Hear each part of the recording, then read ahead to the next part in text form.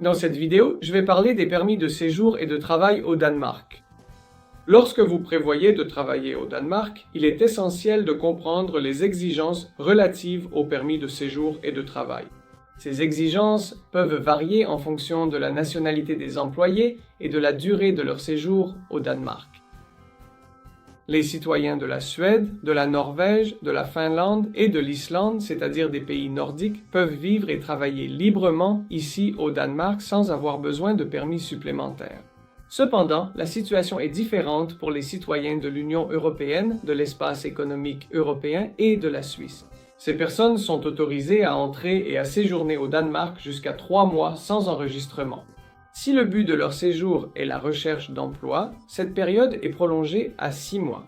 Pour les séjours de plus de 3 mois ou de plus de 6 mois pour les chercheurs d'emploi, ils doivent obtenir un certificat d'enregistrement auprès de SIRI.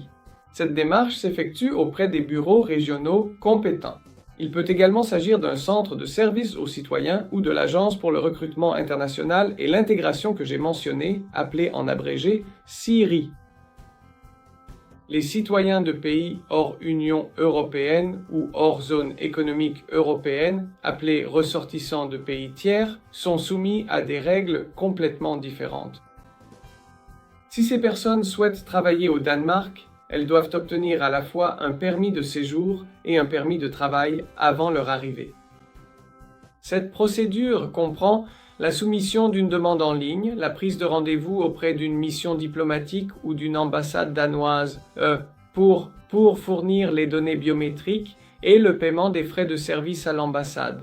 Une fois le certificat d'enregistrement obtenu, l'étape suivante consiste à acquérir un numéro CPR, qui est un numéro d'identification personnelle danois, ainsi qu'une carte d'assurance maladie, communément appelée la carte jaune. On l'appelle carte jaune parce qu'elle est physiquement de couleur jaune.